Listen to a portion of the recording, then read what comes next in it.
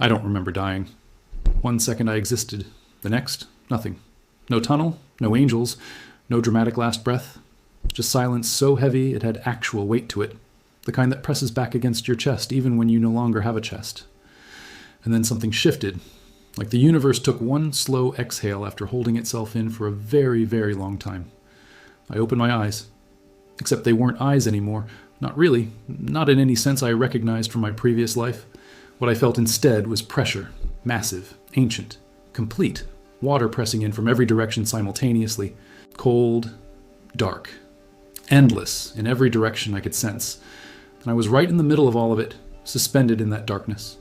My first thought wasn't, where am I? It was, what in the absolute world am I right now? And honestly, that seems like the correct priority. Because whatever I was, whatever body I had woken up inside, it wasn't small. It wasn't even medium. It was on a scale I had no frame for. I tried to move a hand. Nothing responded. I tried to blink. Also nothing. I tried to form a fist. Still nothing. My face was not a face. What moved instead was something the size of a mountain range. Not fast, not sudden, just slowly, inevitably mine. A tail. My tail. It swept through the black water beneath me like a continent, deciding to rotate several degrees to the left. The shockwave went out in every direction for what I can only estimate were miles. I felt every inch of that shockwave as it traveled. I felt the water split and push and roll outward because of a single lazy movement of something that was now part of my body. That's when it truly, completely landed. I wasn't inside a body the way you're inside a car or a house. I was the body. Every piece of it. Not a passenger, not a visitor, not a soul borrowing some temporary vessel. I was the vessel. All of it. Entirely and without reservation. A whale. But not a whale anyone had ever catalogued or named or written a field guide about. Something considerably older than that. Something that had existed before the concept of naming things had even occurred to humans. Something pre-category, pre-language. My spine alone was longer than most cities I had ever visited. My single breath, when it finally arrived, came like a slow continental storm. I surfaced. For the first time in this body, I surfaced. And the sky cracked open above me like I had interrupted something private and sacred. Water poured off my back in actual waterfalls. Tons of it. Roaring, cascading. Rivers being born and destroyed in the same 3 seconds. I floated there in the aftermath of that. Too stunned to move, too completely overwhelmed to form a single useful or coherent thought. The last thing I remembered being was human. Ordinary. Tired in the specific way of someone who had stopped expecting surprises. I remembered fluorescent lights buzzing faintly above a desk covered in papers I had long since stopped caring about. I remembered a sandwich, half-eaten, left on the corner of that desk while I dealt with something that felt urgent at the time. I remembered thinking, just before whatever happened, that I really needed to take a proper vacation soon. And now this. Whatever this enormous, ancient, completely impossible situation was, I was it now. All of it. Every single last inch. I wanted to scream at the sheer cosmic absurdity of it all. What came out instead rattled the sediment on the floor of the sea beneath me. Okay, I thought. Okay, new life, new rules. Completely new body. New everything. I can work with this. I have worked with less. Probably. The first few days, or what I estimated were days, since time had become an unreliable concept, I mostly just floated and quietly panicked. I had no idea how to exist at this scale. Every small movement I made created consequences, somewhere, miles away from me. I sneezed once, just once. One single accidental sneeze that I had no warning of, and no ability to prevent. 3 ships sank somewhere in the distance. I heard the cracking wood as faint whispers carried on a long, slow wind. I froze completely in the silence after that, horrified. Genuinely, deeply ashamed. Sincerely sorry to absolutely everyone aboard those ships. I made a solemn personal vow to manage my sinuses with every ounce of focus and concentration I possessed going forward. That was my primary objective for day 1, not figuring out the meaning of my rebirth, not exploring the ocean. Sinus management. I shifted my weight once after that. Casually, the way you might roll over in bed while half asleep on a Sunday morning. 2 distant islands briefly appeared to change shape from the swell I accidentally created. I noticed that. I felt terrible about it. I made a second vow to be more careful, to think before moving, to remember that I was not a person-sized thing making person-sized decisions. The hardest part, though, honestly, truly, when I look back on those first days, wasn't the size. It wasn't even the sneezing disaster. It was the silence between all the sounds. The specific texture of being completely, verifiably, undeniably alone in something this vast. I was the only thing like me in this ocean. I knew that immediately without needing to confirm it. There was simply nothing at my frequency. No other heartbeat existed anywhere near my scale. No resonance that matched mine. No company in any direction I pointed my awareness. Just me, and miles of cold, dark water going in every direction. And the distant, faint hum of a world above the surface I used to know. So I swam. What else do you do when you are the largest thing in the ocean, and the ocean is right there and you have nowhere specific to be? I swam for what felt like weeks. I crossed what I believe were entire oceans in a single direction without once considering stopping. Storms that would have ended entire coastlines of the world I used to know passed over me like light afternoon weather. I dove so deep the water changed color in a way that had nothing to do with light, just density and pressure and absolute cold. Nothing down there was in conversation with me. Nothing down there had ever been. I was in a category entirely by myself down in that dark. And somehow, in all of that aloneness, something started to change in the way I thought about myself. Something gradual and permanent.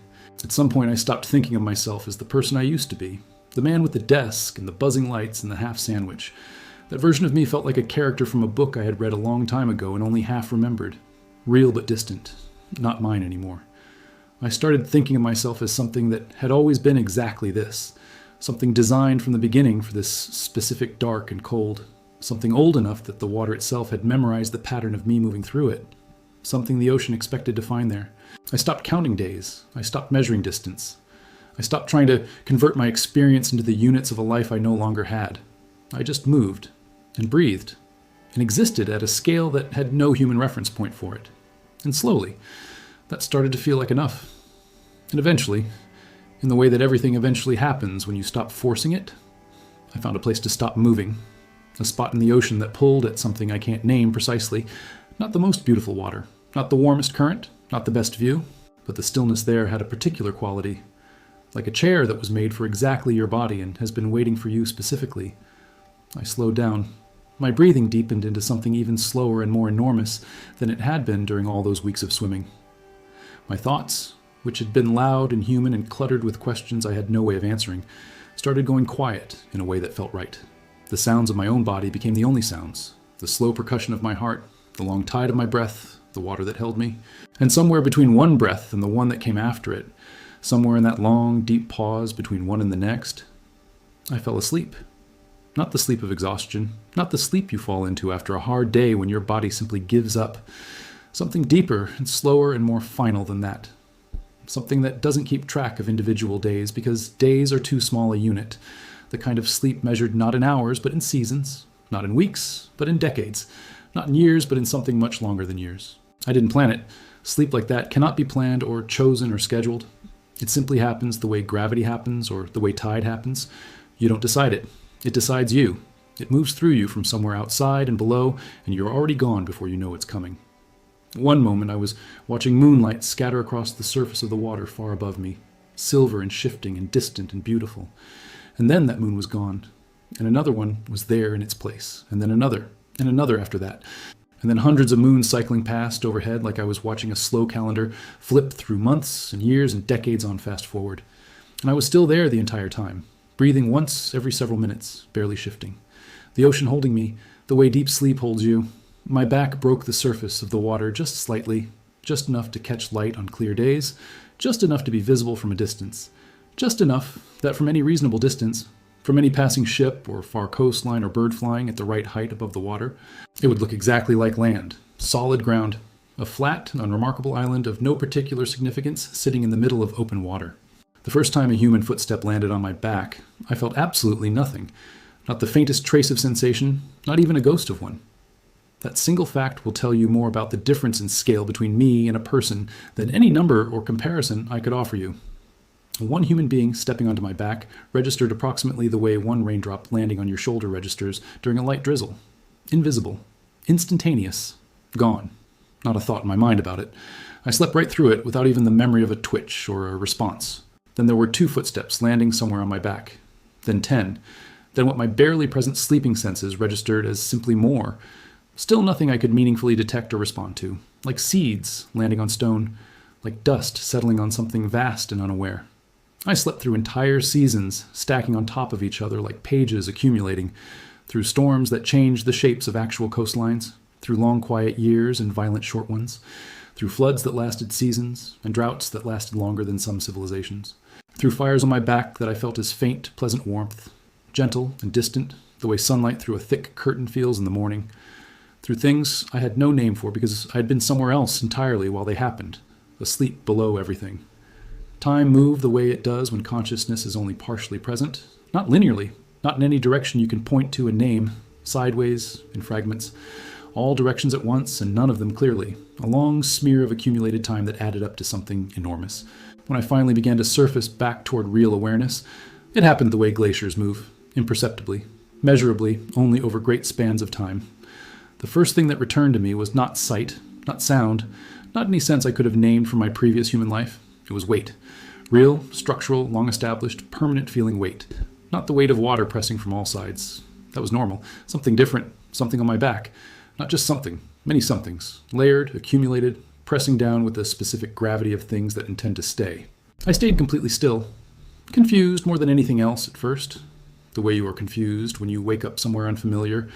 I flexed, barely, one small section of muscle along my upper back. A movement so minimal it would have been invisible from outside me. The information that came back to me through that tiny flex was more complicated than I expected, more layered, more clearly, structured, vibrations, rhythmic ones, intentional ones, not the random scattered vibrations of rain or waves or passing ships or falling debris. These were made vibrations, created by things that had been built by someone, placed deliberately, and were being actively used every single day. I had felt rain on my back before in the early days before I slept. The random percussion of weather, I knew what that felt like. I had felt ships passing over my shadow. The push and pull of displacement, the distant engine hum, the propeller churn of the water. I had felt things fall from above and sink past me in the dark water below. None of those things felt like what I was feeling now. This had the unmistakable quality of something inhabited, something lived in, something that had roots pressed into my skin for a very long time. My first instinct was immediate and completely rational. Shake them off, obviously, naturally, without hesitation or second guessing. You wake up after however long that was and discover something has been using your spine as a construction site, you remove it. Period. That is the correct response. The reasonable response. The response any sensible creature in my position would have. I fully endorse it. But my second instinct arrived almost immediately behind the first. Quieter, slower, more patient, more stubborn than the first by a significant margin. Curiosity. Old, deep, inconvenient curiosity. And in me, curiosity has always beaten every other instinct in the end, without exception. It has beaten self-preservation. It has beaten common sense. It has beaten every warning sign and every reasonable voice saying, maybe don't. Curiosity is probably why I ended up reborn as a geological scale whale in the first place. When I think about it, honestly, that tracks completely. So I held still, and I began to pay attention. Real, focused, careful attention. The slow and enormous attention of something very old waking up. It took considerable time to learn how to interpret what my body was telling me. My senses were not designed for this kind of information. I was built to sense water pressure and temperature and the electromagnetic fields of the deep ocean and the movement of currents. I was not built to read the social archaeology of a civilization that had established itself on my spine while I was unconscious. But slowly, the way you learn a language by being completely surrounded by it with no dictionary and no teacher and no option to leave, I began to understand the weight pressing down on my back, not as burden, but as information. As a story told in pressure and heat and vibration, there were structures, heavy, grounded, deeply founded, permanent structures that had pressed themselves into my skin over a very long time. Not temporary things, not things placed and moved and replaced, things built to stay, things with deep roots, things that expected permanence. There were paths worn into the surface of my back by decades, possibly centuries, of repeated footsteps following the same routes every day. Grooves, trails, corridors of habit carved into the outer layers of my skin by people who walked them without knowing what they were walking on. Roots worn smooth by generations of feet that never questioned what was beneath them because the ground had always just been there. There were clusters of warmth scattered across me, like a constellation viewed from the inside. Fires. Many fires of different kinds and purposes. Not just cooking fires. Fires that burned through full cold nights. Ceremonial fires that I somehow recognized by their rhythm, even from below. Forge fires, maybe, or signal fires, or simply fires, lit for the comfort of gathered people on dark evenings, far from any mainland. Warm patches on my skin like small settled suns, distant, gentle, almost companionable when I let myself feel them without the instinct to reject them. And then, when I focused everything I had, every piece of attention I could gather and direct, There were sounds, muffled by the enormous distance between us and by the water, and by my own impossible scale, filtered and compressed and changed, but unmistakable. Once I stopped filtering for the sounds of my own kind and opened myself to the possibility of something entirely different. Voices, human voices, not one, not two, not a ship's crew or a fishing party or a small group of explorers. Hundreds of voices, layered and constant and completely ordinary in the way that only everyday life sounds. Conversations, arguments, laughter. The sounds of people who were not doing anything remarkable at all. People going about their days on what they believed was solid ground. All of them above me. All of them on me. All of them fully, completely, unquestionably, living their entire lives on my back without any idea. Without any idea that the ground beneath them breathed. Without any idea that the earth they farmed had a heartbeat. Without any idea that the foundation of everything they knew and loved and had built their entire existence upon was alive. I want to be precise about something important here. I had been asleep for a very long time. A genuinely, historically long time. Long enough that whatever I had once known about human civilization when I first fell asleep was now completely obsolete information. Long enough that the people on my back had been born there, their parents before them, their grandparents' grandparents. Long enough that not a single living person currently standing on my back had ever in their entire life stood on any other ground. To every one of them, without exception, without awareness, without any reason to question it, I was simply the earth. I was the ground. I was the land. I was home. I was the unquestioned, reliable, permanent foundation of every single thing they had ever built. I was what you stand on when you stand on something. The thing so fundamental you stop noticing it entirely. The thing beneath every other thing. That thought assembled itself inside me slowly, the way all my thoughts moved now, with the patient, enormous weight of something that can't be rushed. And when it finished arriving, when it landed with its complete and total weight, it did something I was not prepared for. It reached somewhere that I had assumed was left behind with the fluorescent lights and the half-eaten sandwich and the life I used to have. Somewhere still recognizably human. Somewhere that remembered what it felt like to matter to something, to be needed, to be foundation for someone. I stayed very, very still, not from fear, not from strategy or calculation, not from any plan I was forming about what to do next. Simply from being genuinely, completely, unexpectedly moved in a way that I had no appropriate response to. These people had not chosen me. They had not known they were choosing anything. They had not made a decision about where to build their lives. They had simply found what looked like land, and they had built, and they had planted, and they had stayed, and they had grown. Generation after generation, on the back of something sleeping beneath everything they knew. Something that had no idea they were there. And now I was awake, and they were still up there, still planting, still building, still going about the ordinary business of living, still completely unaware that the ground they trusted with their homes and their children and their entire civilization was looking up at them right now. So who were they? What exactly had they built up there over however many centuries I had been asleep beneath them? What does a civilization look like when it grows on the back of something that never knew it was there and never gave anyone permission? What do people become when their entire world is me? What kind of civilization grows when its foundation is something alive and sleeping? I didn't know yet. But the sleeping was truly, completely, irrevocably over. I was awake, I was paying attention, and I was going to find out everything there was, to find out about the kingdom living on my back, every single detail. If you woke up with an entire civilization on your back, would you shake them off immediately, or would you stay still and listen first? Let me know below. The first thing I noticed when I really started listening, really focused, really committed to understanding, was the sound of bells. Not one bell, many bells. Different sizes, different tones, ringing at different intervals in ways that were clearly coordinated, organized. Something was being communicated by those bells. I didn't know what yet, but the system behind them was obvious even from my distance. These were not random bells. These were bells with jobs, bells with meaning, bells that people listened for and responded to on a schedule. That told me something immediately. It told me these people had time. They measured it. They organized their days around its passage. They had built a system complicated enough to require synchronized sound signals across however wide a space they occupied on my back. I had no way yet to know how wide that space was. I couldn't see it. I could only feel it as weight and vibration and heat. But the bells implied distance, implied that the person ringing one bell was far enough from the person hearing it that a voice wouldn't carry. That implied a city, or something approaching the size and complexity of a city, not a village, not a small settlement, something larger. That realization landed in my slowly awakening mind and sat there with a specific kind of weight. A city on my back. I turned my attention to the weight distribution, trying to understand the shape of what had been built on me by feeling it from below. There were heavy concentrations in certain areas, dense clusters of structure and heat and sound that suggested central gathering places, and then lighter areas radiating out from those centers. Agricultural, maybe. I remembered from my human life that farms felt different from cities. The weight of plowed earth and planted rows and the specific rhythm of tools working the ground had a texture I could almost recognize. I'd been a person who walked on farmland once. I knew the particular feeling of soil that had been turned and tended and cared for, and some of what I felt on my back had that quality. Sections that vibrated differently, softer, more regular, less chaotic than the city centers. Farms.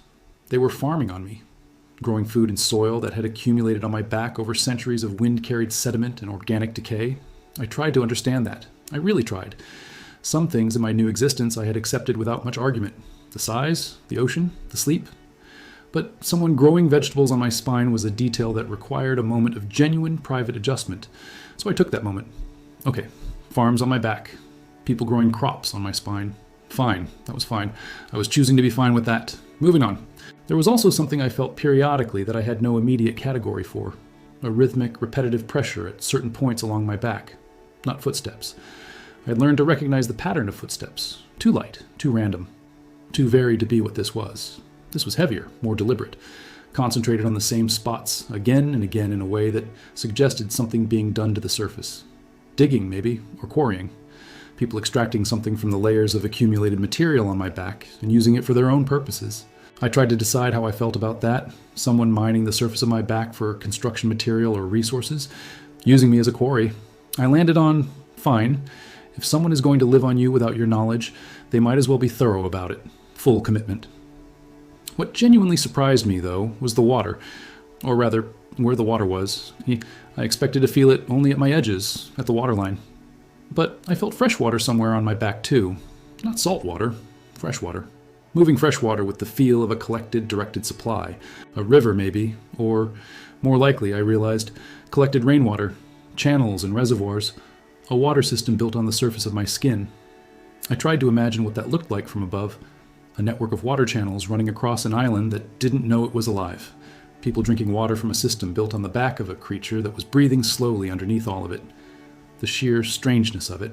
I spent what I believe was several days in that state, just listening, just feeling, just cataloging the weight of the world above me, learning the rhythms of the place the way you learn a new city by walking its streets. Except I was the streets, I was the city, I was the ground. I started to get a sense of their schedule. Heaviest weight and most vibration during what I calculated was midday. Quieter toward the edges. Lightest in the stretches of deep night, when the fires burned lower and the bells stopped and the voices dropped to almost nothing. Those quiet stretches were when I thought the most. When the information from above was minimal and my own thoughts could be loud again. I thought about what it meant to be woken up by people, not by an alarm or a sound or an event, but by the accumulated weight of lives. I had woken up because enough people were living on me that their collective existence finally registered through whatever deep sleep I'd been in. Think about that. Hundreds of years of one person at a time not being enough to notice. And then, gradually, enough. A threshold crossed. I wondered what that threshold was exactly. What was the specific number of people or the specific weight of civilization that had finally reached me? I would never know. But I found the question interesting in a purely philosophical way now that the panic had faded to something manageable. I also thought about what would happen when they realized. Because at some point, I had to assume they would realize. I was not going to stay completely still forever. I was already adjusting my position slightly, shifting the angle of my back by fractions. These were unconscious movements, the kind of adjustments any sleeping body makes. Subtle enough, so far, that I didn't think they'd caused alarm. But I wouldn't be able to stay completely motionless indefinitely. Eventually something would move in a way that couldn't be explained as weather. Eventually something on my back would crack or tilt or shift in a way that told someone with good instincts that this was not a normal island. And then what? What do you do when you discover that your entire civilization, your entire world, is resting on the back of something alive? I had no idea how they would respond to that. I hadn't known these people for 5 minutes. I didn't know anything about who they were. Were they the kind of people who would panic and flee? Were they the kind who would try to kill whatever they didn't understand? Were they the kind who would worship it, try to negotiate with it, try to ignore the evidence and insist that ground was ground and nothing more? I genuinely did not know, and in the absence of knowing, I felt careful, cautious in a way I hadn't been about anything in a long time. Because here's the thing I kept coming back to. Lying awake in the deep water below my own sleeping population, I could destroy this easily, without significant effort, without anything that would even register as exertion at my scale.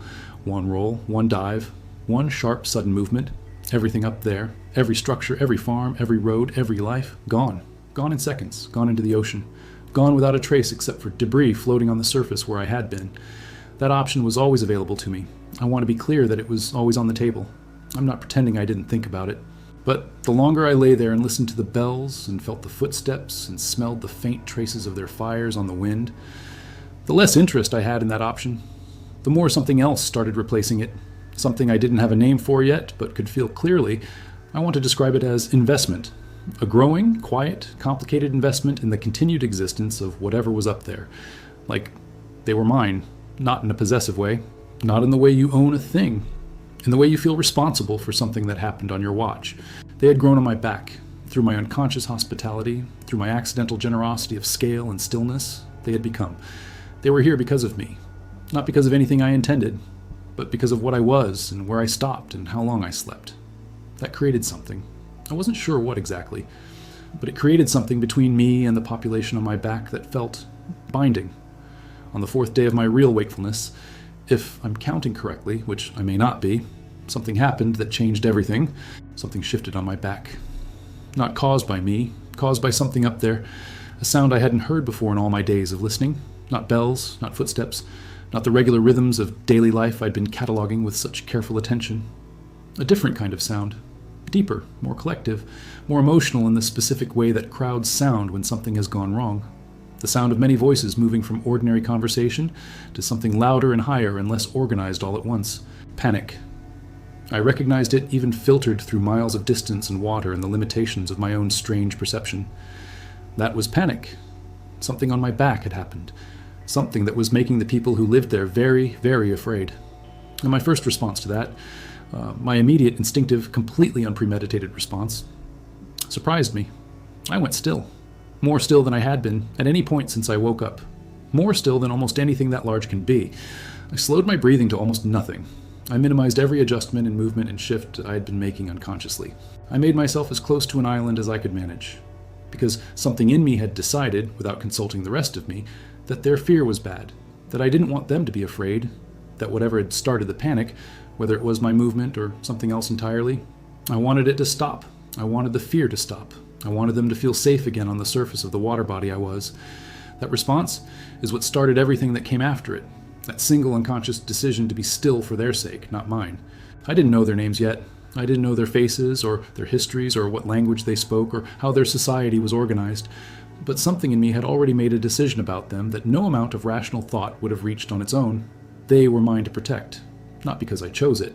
Not because anyone asked me. Accidental and unchosen and entirely real. I lay in the deep water below their city, and I breathed like a tide, and I held as still as something my size could hold, and I listened. And slowly, over the next several hours, the sound of panic above me started to quiet back into the sounds of ordinary living.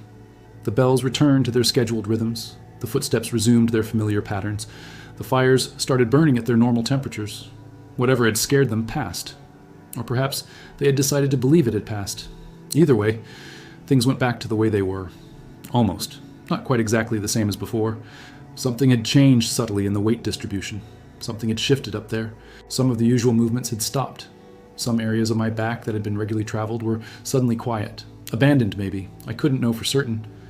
But I had the impression of people pulling back from the edges of the island, moving toward the center, clustering. It had the feeling of a community after a small earthquake. Shaken, reorganizing, asking each other what that was and whether it would happen again. And I thought, sitting below all of that reorganization, below all of that completely reasonable fear and confusion, I thought, I need to know who you are.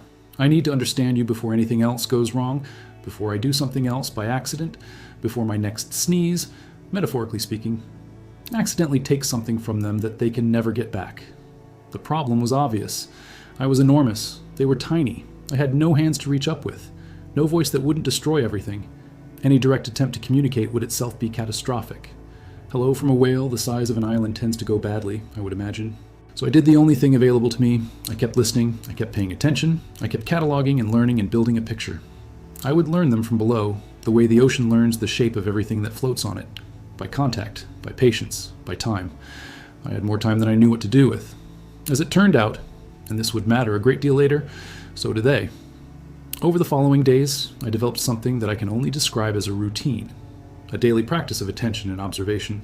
Every morning, or what felt like morning based on the pattern of sounds above me, I would do a full sweep of everything I could sense, starting at the front of my body and working backward, reading the weight and heat and vibration of each section like a slow daily newspaper.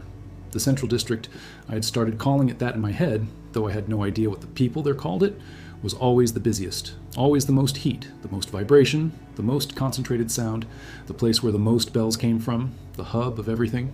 There were at least 3 other significant clusters that I could distinguish by their weight patterns and the particular qualities of their fires.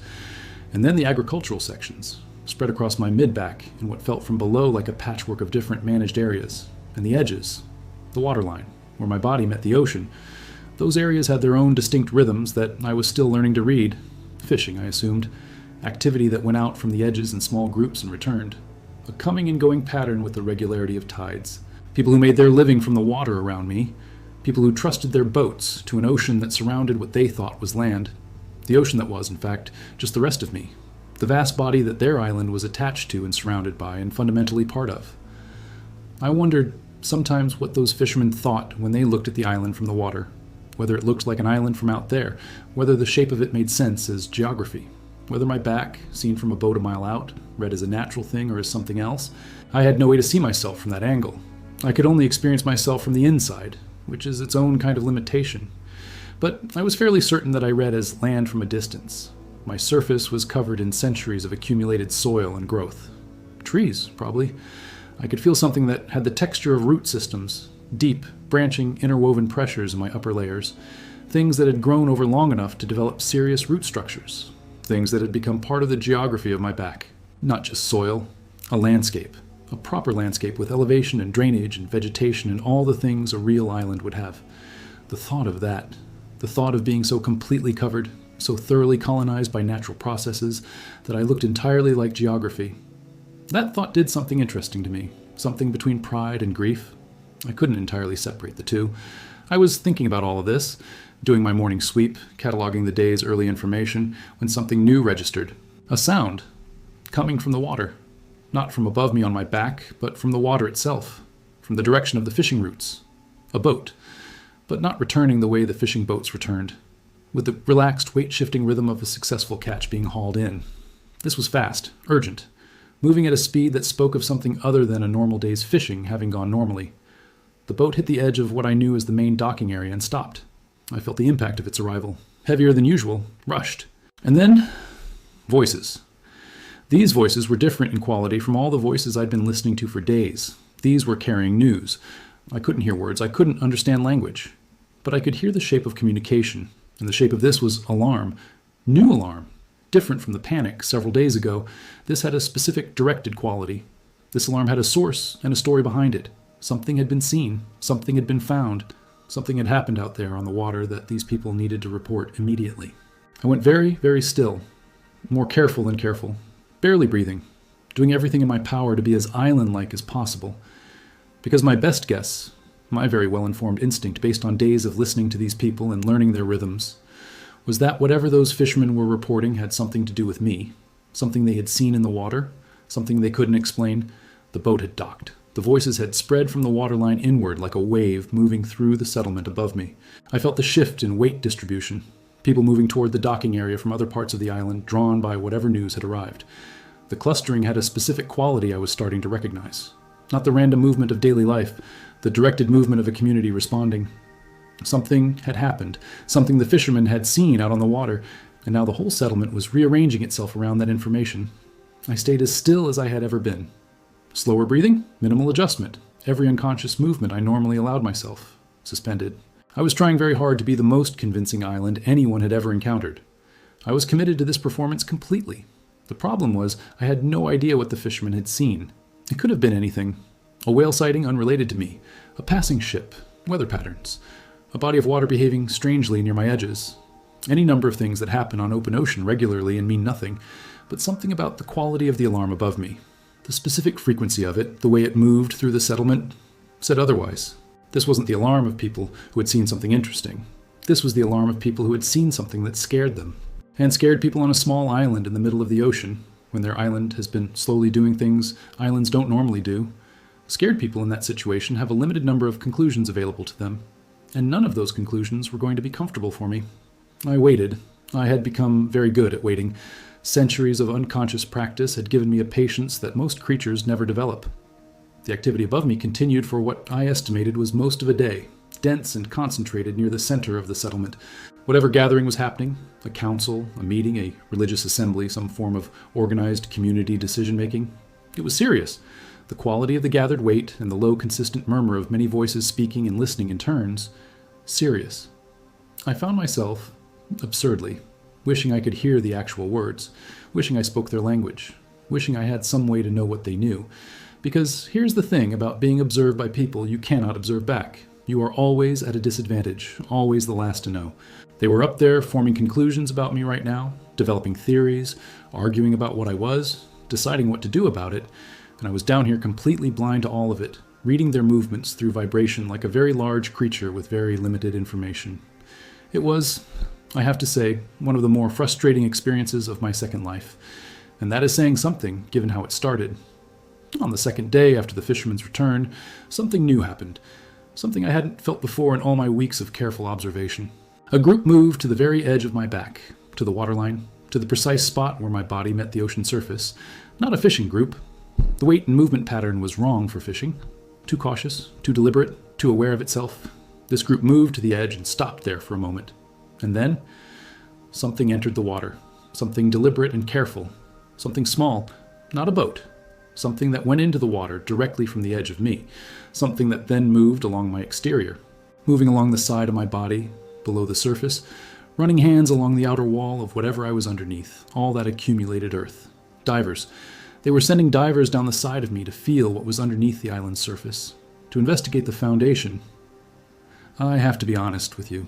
That particular moment was the closest I came to genuine panic since those first days of waking up.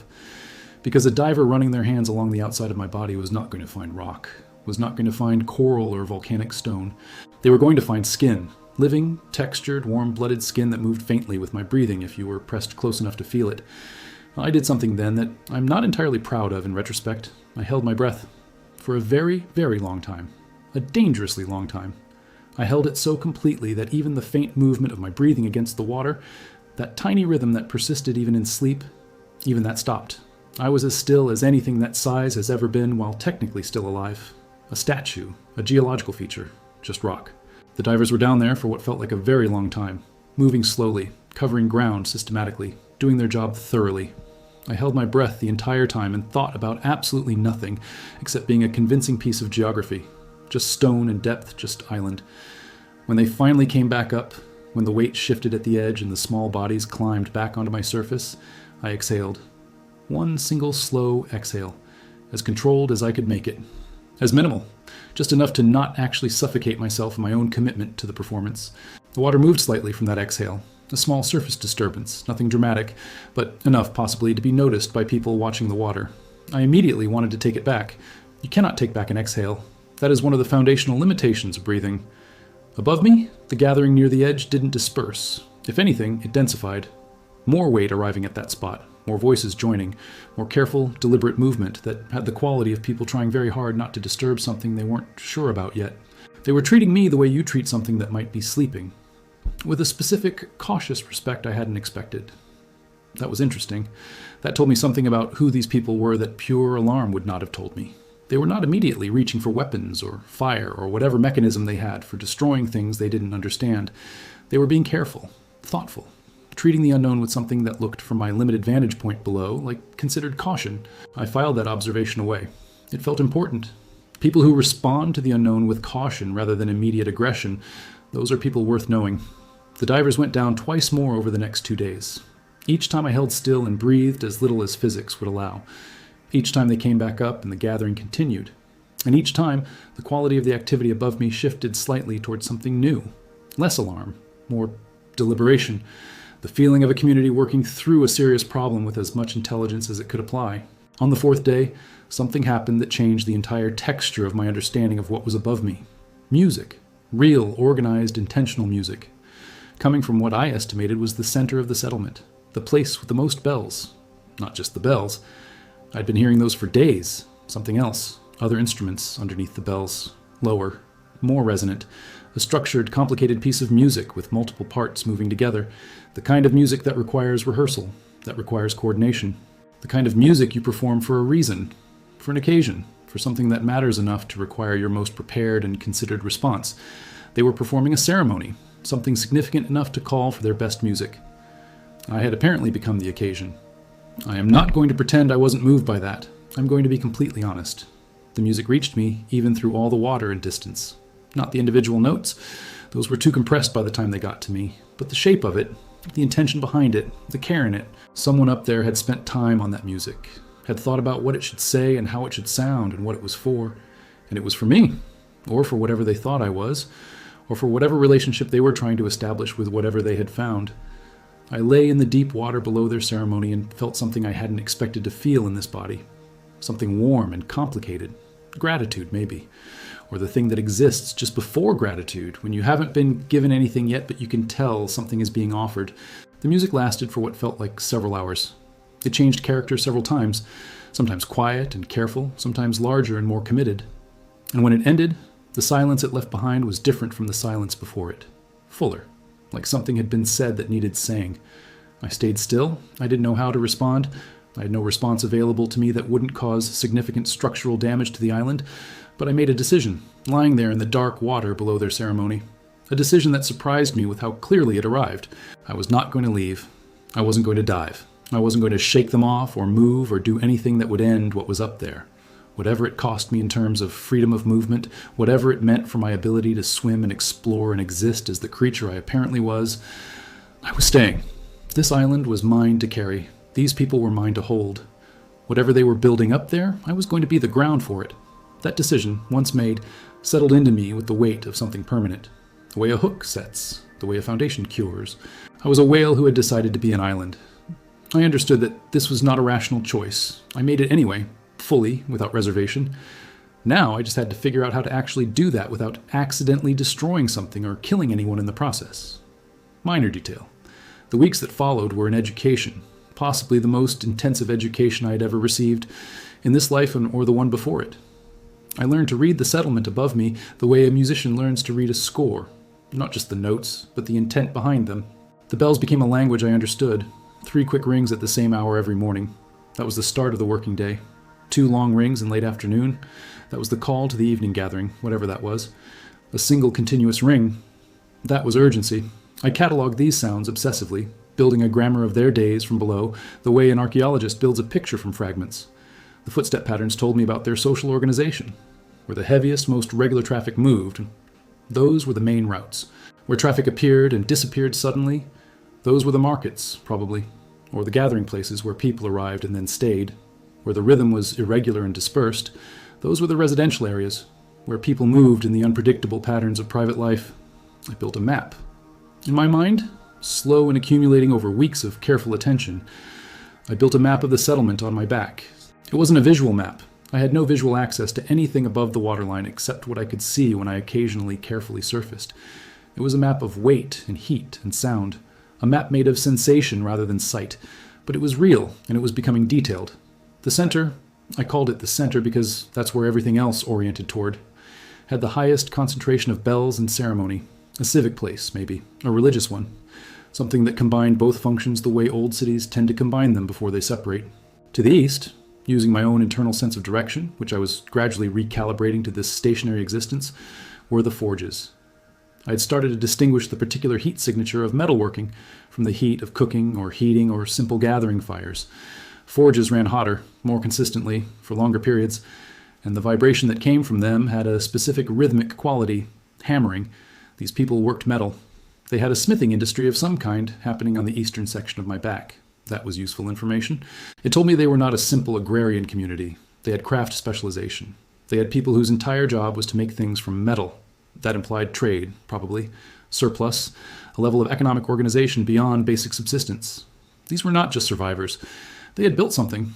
To the west, the heat signatures were cooler and more dispersed.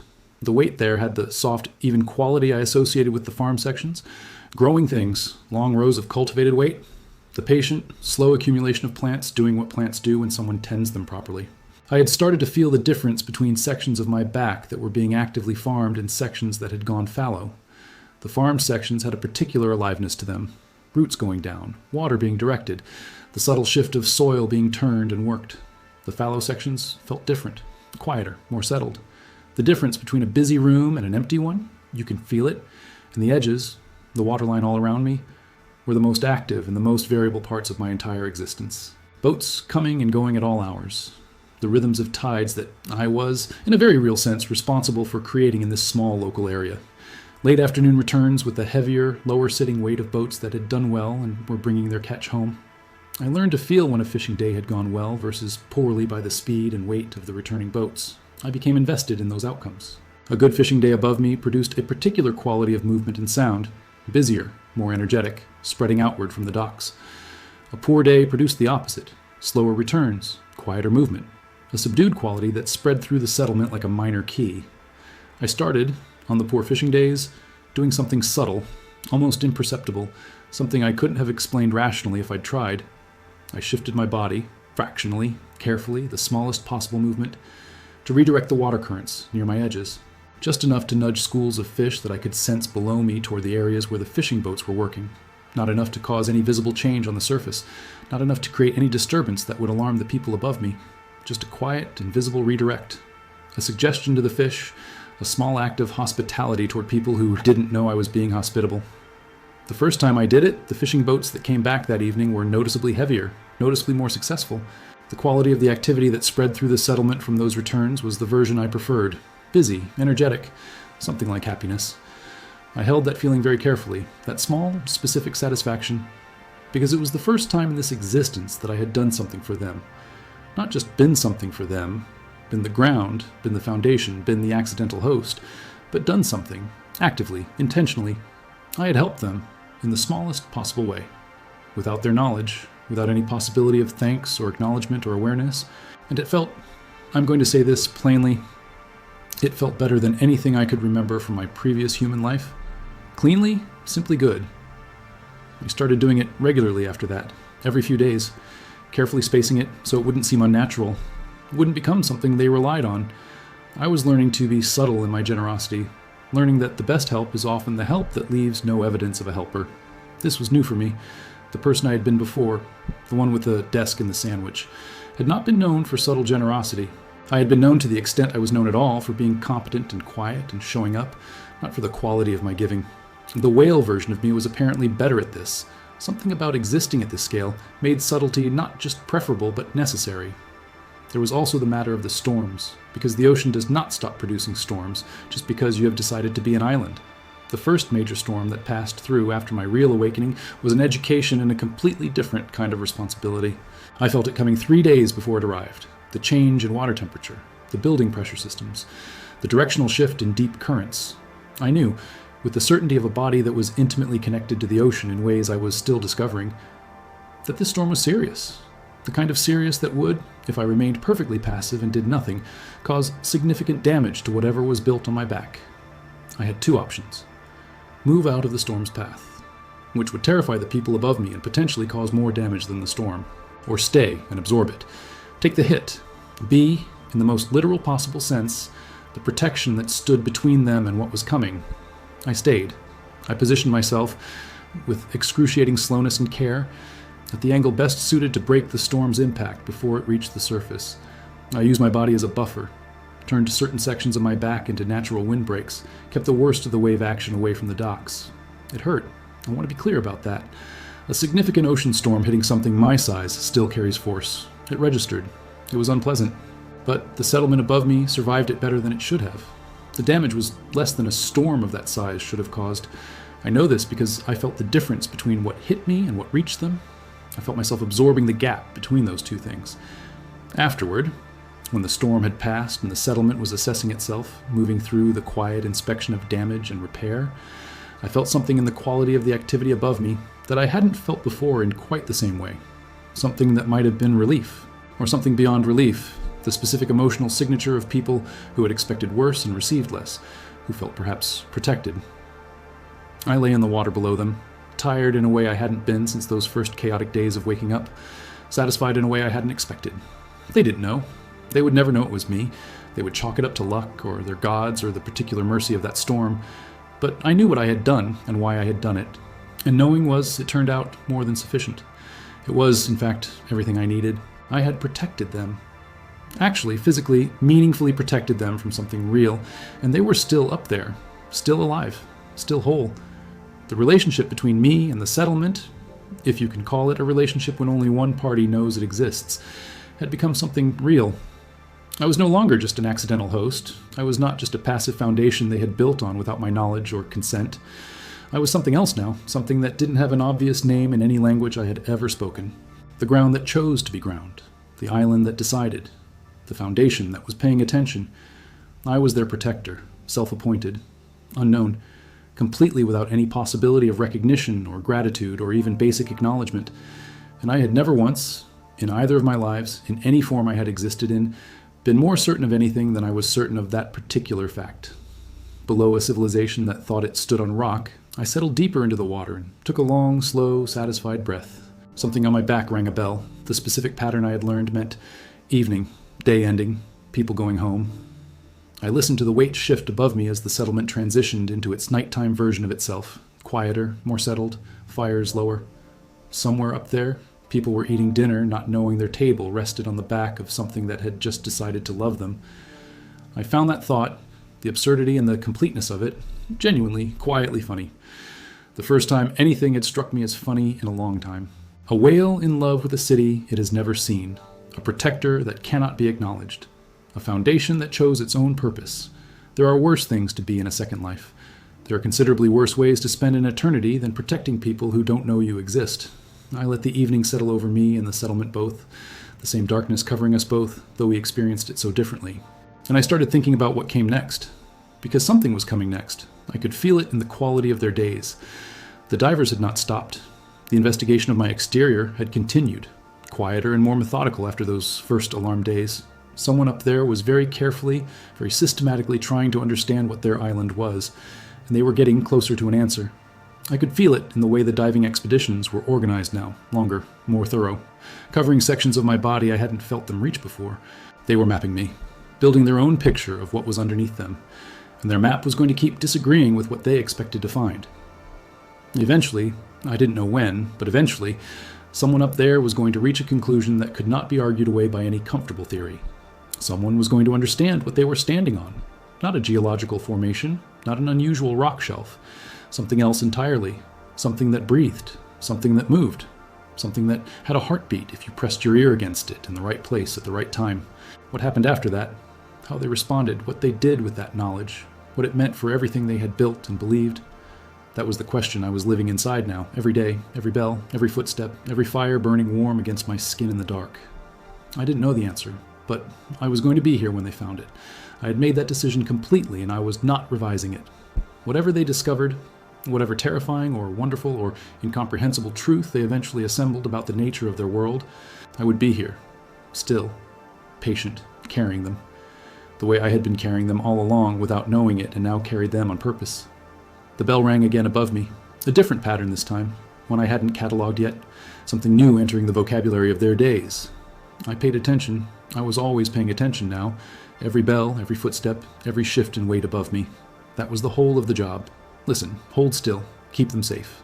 Be the ground they needed. Be better at it every day than you were the day before.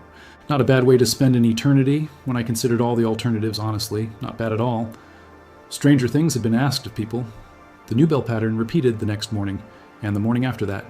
It was entering the regular rotation of their days, a new signal. Something had been added to their schedule, something that hadn't existed before the fishermen came back with their alarming report. I tried to read it from the activity it produced. What kind of movement followed the new bell? Who responded to it, and from where? The answer, assembled over several days of careful listening, was unexpected. Not a large group, not a communal gathering, a small one. A handful of people, 5 or 6 by my estimate of the weight distribution, moving to a specific location and staying there for extended periods, the same location every time. The edge of the settlement nearest to the waterline, the place where the divers had been entering the water, A small, dedicated team, working consistently, developing something, a practice or a project or a sustained investigation of some kind. I became intensely interested in that small group, more interested than I had been in anything since I woke up, honestly, because they were the ones closest to the truth. Whatever conclusions were being built in that small, consistent gathering, they would be the most accurate. They were doing the work, spending time at the interface between the island and whatever was below it, building real knowledge rather than speculation. I started paying particular attention to their sessions, reading what I could from the specific quality of their weight and movement. They were methodical. I could feel that in how they moved, not random or exploratory, but systematic, working through a plan. Each session covered slightly different ground, building on the previous one, an accumulating picture of something I was not able to see. Once, during one of their sessions, one of them, lighter than the others, moving with a particular careful quality, came to the very edge, not to the main diving point, somewhere slightly different, a spot that, from my perspective below, was directly above one of the places where my breathing was most detectable. Where the rise and fall of my body against the water was most visible, if you were watching the surface carefully from the right angle, this person sat down at that spot. I felt the specific weight of someone sitting rather than standing, and they stayed there for a very long time, not doing anything I could detect, not diving, not moving, just sitting at the edge of the island, above the part of me that breathed most visibly, watching, timing, counting. That's what I believed they were doing, watching the surface of the water and counting what they observed. I slowed my breathing even further, made it as irregular as I could manage, not the regular rhythm of a living thing, just random variation, random like tides, random like weather, nothing that matched the pattern of respiration, nothing biological, just ocean movement, just geography. We stayed in that configuration, them sitting, me pretending, for what I estimated was several hours, a long, patient standoff. When they finally stood and moved away, the quality of their movement had changed from when they sat down. Something about it felt resolved. Not relieved, resolved. The movement of someone who has decided something definitively, even if what they have decided is difficult. That scared me more than the diving had, because the diving was investigation. The sitting and watching and counting was conclusion. Someone up there had reached a conclusion, and the quality of that resolved movement told me it was not a comfortable one. It was not the conclusion that the island was unusual rock. It was not the conclusion that they had imagined what they saw. It was something harder and more specific than either of those, something that was going to require the community to reconsider things. I didn't know what would happen next. I didn't know how this community handled the kind of information that broke your basic model of reality. Some communities burned that kind of information. Some buried it. Some built a religion around it and lived with it that way. And some, the best ones, the ones worth carrying, looked at it directly and decided to figure out what it meant and what to do about it. I had been observing these people for long enough to have some feelings about which kind they might be. Cautious feelings, hopeful feelings. They had responded to the fisherman's alarm with organized deliberation rather than immediate panic. That was a good sign. They had sent careful, systematic investigators to the edge rather than a frightened mob armed with fire. That was another good sign, a significant one. They had performed a ceremony, music, intention, preparation, before making any further decisions. That was a very good sign indeed. These were not people who destroyed first and asked questions later. These were people who sat at the edge of the unknown and watched and counted. I realized, rooting for them, genuinely, with whatever passed for a heart in this enormous body, rooting for them to be the good kind. To be the kind that could hold this information without breaking. The kind that could find out what their ground was and not lose themselves. Because if they could do that, if they could learn what I was and still stay, still build, still live their lives on my back, then something real was possible between us. I didn't know what exactly, but something that had never existed before in any world I knew of. A relationship between a civilization and the living thing it had accidentally made its home. Something new, something worth being around for. The small group with the new bell. I had started thinking of them as the Watchers, which was probably not what they called themselves. The Watchers came to the edge again the next day, but something was different this time. The weight pattern was slightly changed. One of them was carrying something. I could feel the additional weight on one side of the group, distributed unevenly, an object of some kind. They set it at the edge, heavy enough to register clearly, more deliberate in its placement than ordinary objects being set down. An offering, maybe, or a marker, something placed with intention at the spot where the island met the ocean. I stayed still. I was still trying to be a convincing island, but I was also watching in the limited way available to me, with everything I had. They placed the object. They stayed for their usual period, and when they left, the object stayed behind, left there deliberately. It sat at the edge of my body, at the line where my skin met the ocean surface, through the rest of that day and into the night. I felt it there during the dark hours, a small, intentional thing placed at the border between them and me, between their world and what was underneath it. It felt from below like something between a question and an answer, like something placed there not just for the island, but for whatever was inside it, like they were leaving something for me, specifically, knowingly, with the understanding that something down there might notice. I had been wrong about the timeline. They hadn't reached their conclusion just now. They had reached it before the sitting and watching. The sitting and watching had been confirmation. The ceremony had been acknowledgement. And this small object placed at the waterline, this was communication. The first attempt at communication. Rough, uncertain, probably full of fear and hope in equal measure, but unmistakably, deliberately, carefully directed downward, at me, at whatever was below them, at the thing they had decided was there. I held that thought in the slow, enormous way that my thoughts moved, and felt something shift in the water around me. Not a movement, not a physical thing. Something in the quality of my awareness, something that had been closed opening slightly. They knew, or they knew enough, and their first response to knowing had not been fire or flight or the thing I had feared most. Their first response had been to leave something at the waterline, to extend something carefully toward whatever was below, to try, without knowing if anything would answer, without any guarantee except their own decision to extend something toward the unknown. I spent a long time thinking about the object at the waterline, about what to do with the fact of it, about what it meant and didn't mean. It meant they suspected, at minimum, and at maximum it meant they knew something living was beneath them and had left something for it. Either way, a threshold had been crossed that had not existed before. Something between us had moved from one state into another. Before, I observed them and they did not know they were observed. After, they suspected something and had tried to reach toward it. That asymmetry, the fact that I knew everything and they knew almost nothing, started to feel heavier after the object appeared. It had been comfortable in its way, when I was the only one who knew. Comfortable and safe, no decisions to make, no risk of being wrong. But now they were trying. They were extending something careful and deliberate toward whatever was below them. And I had to decide what to do with that. The options, as I cataloged them in the long dark hours below their sleeping settlement, were essentially 3 in number. First, continue exactly as before. Stay still, stay silent. Let them reach toward nothing and eventually conclude they had imagined it. Let the object at the waterline sit there until weather or tide or their own doubt removed it. Return to being an island, never be anything else.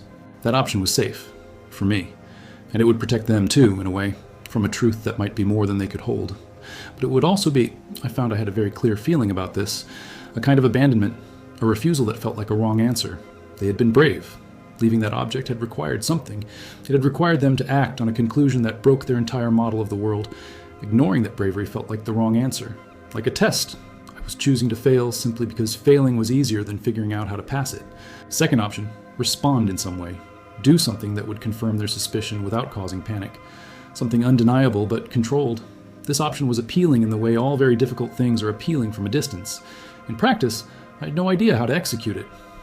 What does a whale-sized creature do to communicate with the civilization on its back without causing mass destruction? This was not a solved problem. Every option I could think of involved either too much noise, too much movement, or some combination of both that ended with people falling into the ocean. I was not going to confirm my existence by killing anyone. That was a clear line. That option was off the table before it was fully considered. Third, wait. Not indefinitely, not the way I had been waiting, passively, collecting information, but wait with intention. Wait for a better moment. Wait for them to get closer. Let them build their understanding until they were standing at a threshold where confirmation wouldn't be destruction. Let them get ready. And then, when they were ready, be honest. In whatever form honesty was available to something my size and situation, I chose the third option, partly because it was the most rational, partly because the second option terrified me, mostly because of something else, because of what I had learned about them over these weeks of listening, because of who they were turning out to be. These people, this settlement, this civilization on my back, they were not what I had expected to find when I started paying attention. I had expected something rough, something early, something that reflected the difficulty of building a society in isolation on a small island. What I had found instead was something that had been working at itself for a long time, something refined by generations of effort.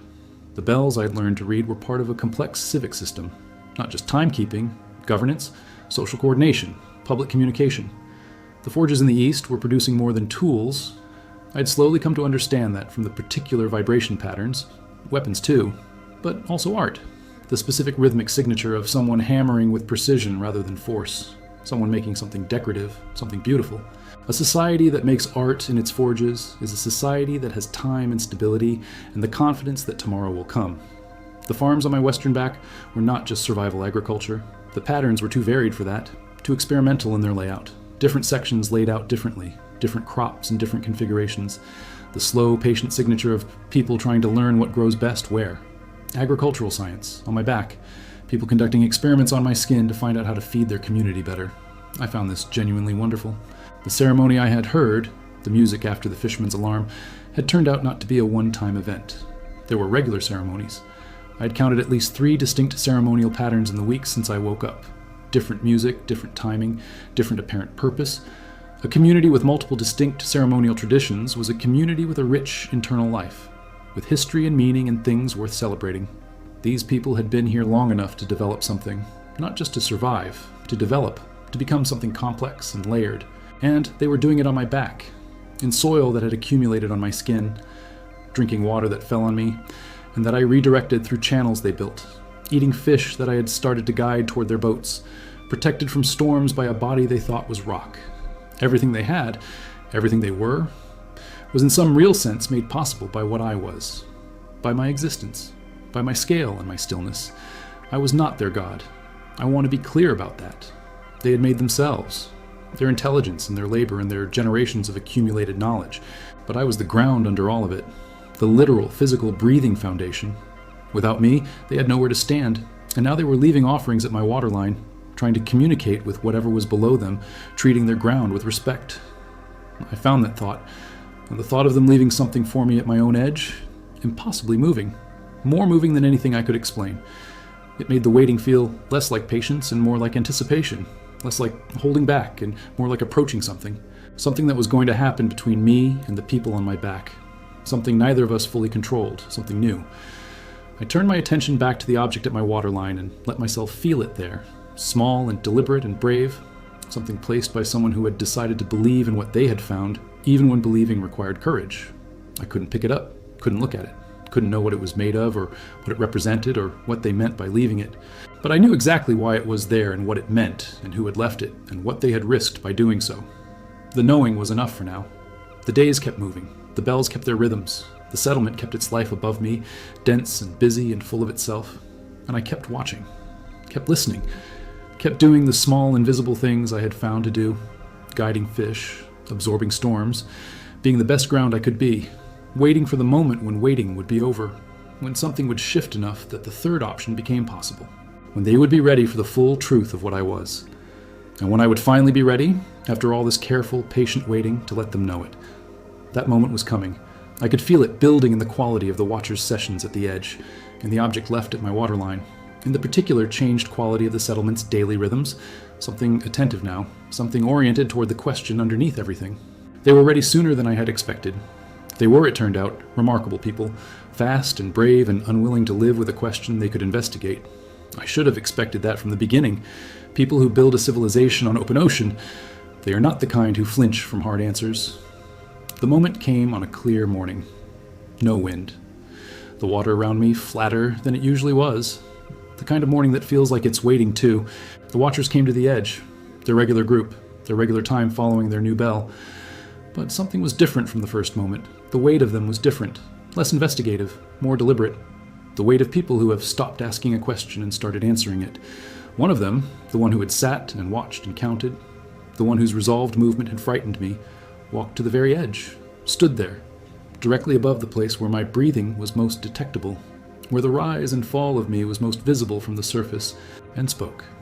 I couldn't hear words, but I felt the vibration of a voice directed downward, not toward the group, not outward toward the ocean, down, deliberately and clearly down, toward whatever was below the island, toward whatever they had decided was listening from somewhere beneath their feet.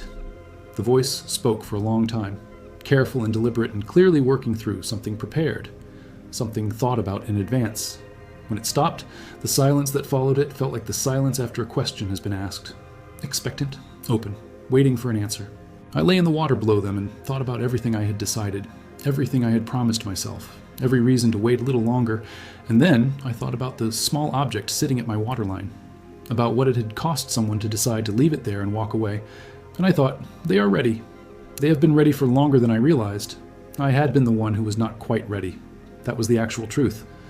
I exhaled, one single, enormous, entirely deliberate breath, not hidden, not minimized, not a performance of being geology, a real breath, the breath of something alive, rising to the surface in a long, slow column that was unmistakably, undeniably breath. It broke the surface directly below where the person was standing. A slow, massive exhalation rising from impossible depth. The vibration of it reached every inch of my back. The settlement above me felt it as a tremor, a deep, sustained, resonant tremor. And I felt, through all the water and all the distance and all the limitation of my very strange new senses, the person at the edge go completely still. Still the way you go, still when the answer to an impossible question arrives, and you are not quite prepared for it to be real. Completely still. And then, slowly, carefully, they sat back down at the edge of me, above my breath, above my heartbeat, above everything I was, and waited, not frightened, not running back to the safety of not knowing, just present, sitting with the reality of it, sitting, in a sense, with me. The first real contact between us, rough and enormous and completely wordless and absolutely without any question or doubt, unmistakably real. Above me, a civilization sat on the edge of its own world and looked down into the thing that held it up.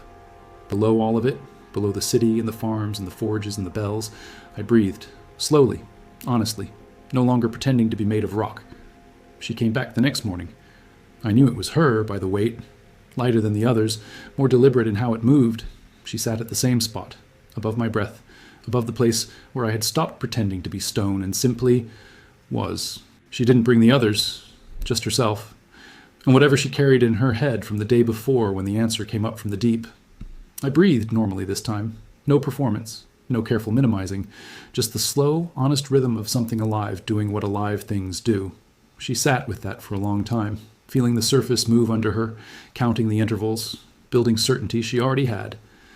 I had the impression, from the quality of her stillness, from the way her weight settled, of someone who had already decided something hard, and had come back not to decide it again, but to sit inside the decision, to let it become real in the way that only presence makes things real. I respected that. I understood it. It's one thing to conclude. It's another thing entirely to sit down with what you've concluded and stay. After what I estimated was an hour, she did something new.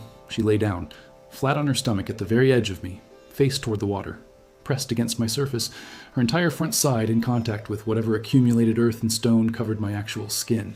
And I felt, faintly, distantly, in the way you feel something through many layers of insulation, her heartbeat. Fast, not panicked fast, focused fast. The heart rate of someone doing something that requires everything they have. I matched my breathing to something slower than her heart, something steady, something that said, I am here and I am not going anywhere. We stayed like that for what felt like the better part of a morning. Her pressed against me breathing slow beneath her, both of us present. When she finally got up and left, the weight of her departure felt different from any departure I had observed in all my weeks of watching. It felt like someone leaving a place they intended to return to. Not leaving because they were done, leaving because they needed to think. She came back 3 more times over the following days, always alone, always the same spot, always that deliberate, full contact stillness. On the 4th visit, she brought something. I felt the additional weight before she set it down, carried close to her body, handled with care. She placed it at the edge, next to the first object, which was still there, a second offering. Smaller than the first, but placed with the same intention. I felt the 2 objects sitting at my waterline, small and human and impossibly meaningful given everything I knew about how they got there. Someone was building a relationship with me, one object at a time, without any confirmation that I was aware of them, without any response, acting on faith alone, on a conclusion reached by sitting at the edge of things and counting the intervals of breath in the water below. I didn't have many ways to respond. I had thought about this extensively in the days since the first exhale, cataloged the options carefully. Too much movement caused damage, too much sound caused panic. Any dramatic gesture was going to register as catastrophe before it registered as greeting. But I had one thing available to me that was subtle enough to be communication without being destruction: water temperature. Around my edges, where my body met the ocean, I had some ability to affect the temperature of the surface water, marginally, carefully. Not enough to cause any visible change, not enough to alarm anyone paying attention to the ocean around the island. Just enough that if someone was lying with their hand trailing in the water at my edge, the water might feel slightly warmer than yesterday, The next time she came and lay down at the waterline, I warmed the water near her, a few degrees, gentle and unmistakable if you were paying attention. She went still in a way that was different from her usual stillness, the particular stillness of someone who has received something unexpected. Her hand was in the water. I felt her fingers spread, the small pressure of an open hand in the surface water, feeling more carefully. I kept the warmth steady, not fluctuating, not random, consistent. The warmth of something intentional rather than something accidental. She stayed for twice as long as usual that day. And when she left, I felt her stop once. A brief pause in the middle of walking away. A pause that felt like someone turning something over one more time, making sure they understood what they thought they understood. Then she continued. And the settlement above me felt, in the days that followed, subtly different in a way I struggled to name precisely. Quieter in certain areas, more concentrated in others, the particular quality of a community that has received significant information, and is now deciding, carefully, seriously, with all the weight it deserves, what exactly to do with it, how to live inside it. I waited. I'd gotten good at the particular flavor of waiting that comes after something real has happened. Patient, but not passive. Attentive. Watching the weight and heat and vibration of the settlement for whatever the next development would be. And it came. On a morning about a week after the warm water exchange, something happened on my back that I had never felt before in any of my weeks awake. The settlement went quiet. Not the quiet of night or the quiet of a poor fishing day. A deliberate, organized, communal quiet. The bells stopped. The forge hammers stopped. The random dispersed movement of daily life stopped. All of it at approximately the same time. I had felt this kind of organized collective behavior once before, during the first ceremony, after the fishermen returned with their alarm. But that ceremony had been in one place, at the center of the settlement. The music had come from the center and spread outward. This was different. This was distributed. The quiet was coming from everywhere at once, every part of my back simultaneously, deliberately still. Hundreds of people, maybe more, all choosing silence at the same moment, all orienting towards something in the same direction. The direction, as best as I could determine from the weight distribution, was the waterline, the place where she had been coming to sit. They had all come to the edges, the entire settlement, every person. Standing at the waterline on all sides of me, facing outward toward the ocean, toward me, toward what was below the surface, toward whatever their community had decided was there and had decided to acknowledge together. I understood what this was. They had told them. She had told them. Whatever she had been sitting with alone for a week, she had shared it. And this was their community's response. Not panic, not weapons, not flight. A collective, organized, deliberate turning toward the truth. All of them standing at my edges in silence, looking down at the water, acknowledging, together, that the ground they stood on was alive. I stayed very still in the first moments, not from strategy, from something I didn't have a good word for, something between reverence and terror. Because this was real now in a way it hadn't been before. One person knowing and sitting with it was profound, but contained. A whole civilization, every man and woman and child who lived on my back, standing at my edges together and looking down. That was something else. That was the moment everything changed. The moment the relationship between me and the kingdom on my back became something that existed in the open. I thought about what to do. I had seconds to decide. They were standing there, all of them, waiting, not expecting anything specific, maybe, not knowing what to expect, just present, showing up, doing what communities do when something true needs acknowledging. I made a decision. The largest deliberate movement I had made since I fell asleep and the most controlled. I surfaced, slowly, carefully. Not the front of my body, the back. The very tail end of me, far behind the settlement, far from any structure. I lifted it just above the surface, the tip of my tail rising from the ocean behind the island. Silent, enormous, unmistakable, visible to anyone standing at the rear waterline and looking out at the ocean behind the place they had always thought was simply land. I held it there for a long moment, then I lowered it. Slowly, back beneath the surface. No splash, no drama, just presence and then absence. I don't know what they saw from their angle. I don't know if the scale of it was comprehensible from human height and human perspective. But I know what I felt in the seconds after.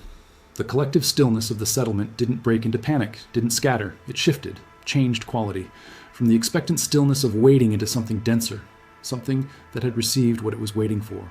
They stood there for a long time after my tail went back under, standing at my edges in the silence they had organized together, and I lay below them in the deep water and tried to understand what had just happened between us, what line had just been crossed, what we were to each other now that hiding was done, now that I had shown them something real and they had stood there and received it.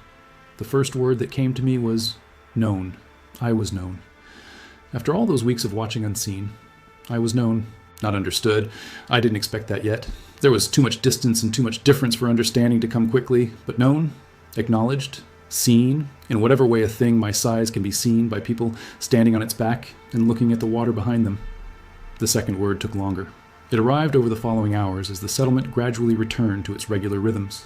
Carefully, thoughtfully, the forges started again, the bells resumed, the footsteps of daily life came back to their familiar patterns, life continuing, life insisting.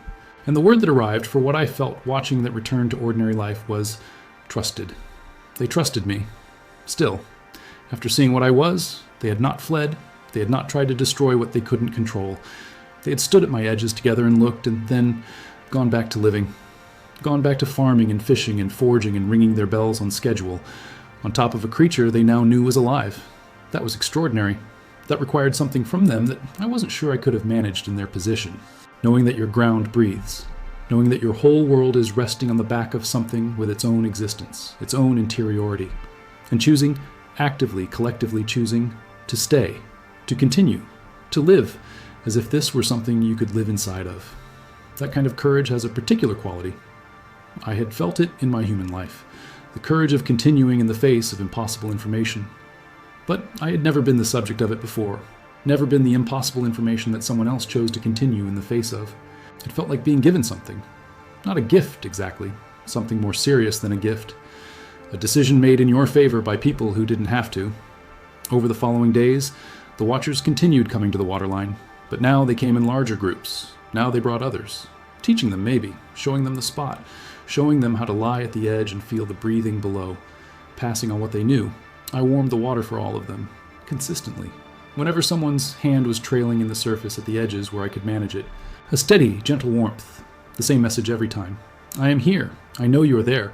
I am not what you thought I was, and I am not gone. The offerings at my waterline multiplied, object by object, over days and then weeks. A small collection accumulated at the edge of me. Things left by different hands. I could tell from the variety of weight and placement. Different sizes, different purposes, different intentions. I had no way to see them or know what they were, but I felt each new addition and understood something about the person who left it. Some were left quickly, decisive, a statement. Others were placed slowly with hesitation, in the manner of someone doing something significant. A few were accompanied by what I interpreted as spoken words, the faint vibration of a voice directed downward, toward the water, toward me. People talking to the ground, people talking to me, people saying things to the ocean floor that they apparently needed something alive to hear. I couldn't understand the words. That limitation remained absolute. But I could feel the shape of human speech in the vibrations it made, the particular rhythm of it, the difference between a question and a statement, the specific quality of something said with everything behind it. Some of them were grieving. I came to understand that, over time, the particular weight of a body sitting at my edge in a certain way, the quality of stillness that belonged to people carrying something very heavy, who had come to the waterline to put it somewhere outside themselves, and found, instead of the indifferent ocean they expected, something that felt them sitting there, something that warmed the water around their hands. I don't know if that helped. I will never know. But I chose to believe it was not nothing. I chose to believe that being felt matters, even when you don't know what's feeling you, even when the presence below is something you can't see and can't name and can't fully comprehend. Being felt matters. That was something I believed in both of my lives, and something this existence kept confirming in ways I hadn't expected. The farms above me had changed slightly in the weeks since the community acknowledgement. I noticed it in the weight distribution. New sections being cultivated. Areas that had been fallow showing signs of being worked, an expansion of the agricultural footprint. This surprised me. A community that had just discovered their island was alive and potentially volatile, expanding their farms, growing deeper roots, not preparing to leave, preparing to stay longer, more committed now than before, as if knowing the truth had made the place more real, not less. I found that beautiful in a way I kept returning to, the human response of planting things when you're afraid, of putting seeds in ground that might move, of saying, with actions rather than words, that you intend to be here long enough for those seeds to mean something. I started being more careful in those new farm sections, more deliberate about keeping myself still, about not causing any shift or tilt. If they were planting, I was going to be the steadiest ground I could manage, the most reliable foundation any farmer had ever grown things on. That was my contribution. That was what I had to offer. Stability. Patience. The slow, enormous fact of my commitment to staying. The kingdom on my back didn't know everything about me yet. There was still so much distance between what they understood and what I was, but we had crossed the first and hardest threshold together, the one that determines everything that comes after. They knew I was alive. I knew they knew. We had stood, in our very different ways, at the edge of that truth, and neither of us had run. What came next was going to be slower, more complicated, full of misunderstandings and guesses and the specific difficulties of trying to reach across an impossible distance. But it was going to happen. I was sure of that now in the way I was sure of the deep currents below me and the turning of the seasons above. Something real was being built between us, something that had never existed before anywhere, something worth every careful breath. Far above me, a bell rang. The pattern I had learned to associate with the evening gathering, people coming together as the light changed. I listened to the weight of the settlement shifting toward its nightly configuration, fires burning lower, voices settling into quieter registers. Somewhere up there, children were being carried to sleep by parents who tucked them in on top of a living thing and didn't think it strange anymore. Somewhere up there, the woman who had lain at my edge and felt my warmth was probably telling someone else what that felt like, finding words for it. Somewhere up there, a civilization was reorganizing its understanding of the world to include the thing that held it up, and choosing, again, to stay. I breathed in the dark water below all of it, slow and steady and deliberate, each breath a small act of faith in the same direction as theirs. Weeks passed. The new normal settled in. The kingdom above me continued its life with the specific confidence of people who had decided something. The bell schedules didn't change. The farming continued. The forges ran their long, hot days. The fishing boats went out and came back. But something had been added to the texture of daily life above me that hadn't been there before the acknowledgement. Something I felt as a subtle shift. People came to the waterline more often, not just the watchers, regular people, fishermen on their way out to the boats, stopping briefly at the edge, farmers from the western sections taking longer routes that passed the places where my breathing was most visible in the surface water. Children.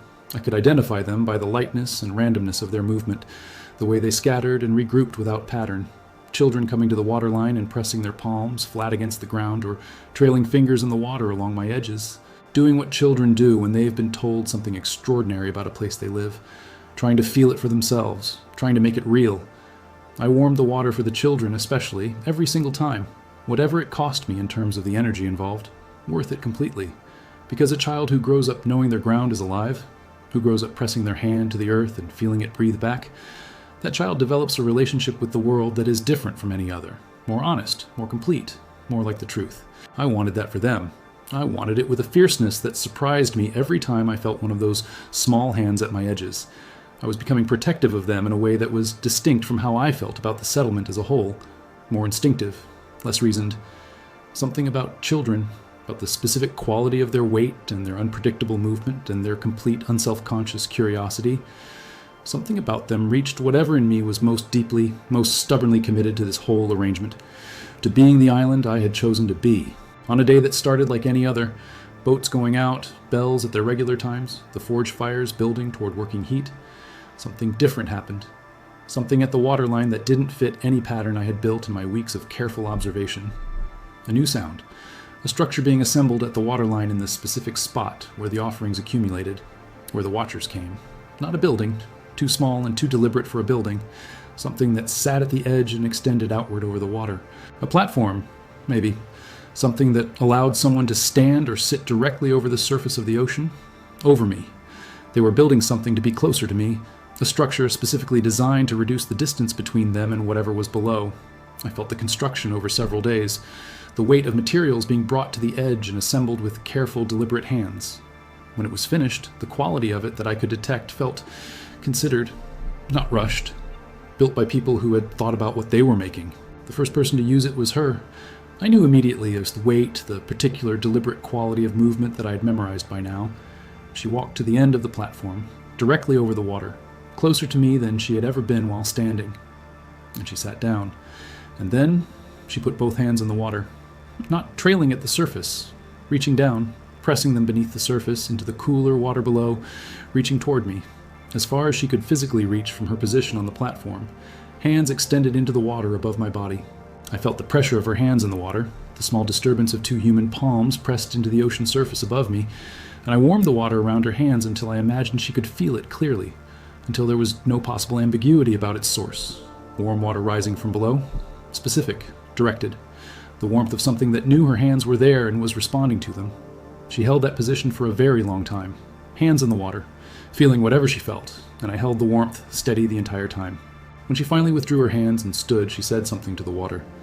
I felt the vibration of a voice speaking downward, long, more than a few words, something with the rhythm of an address, a speech maybe, or a prayer, or something occupying the space between the two.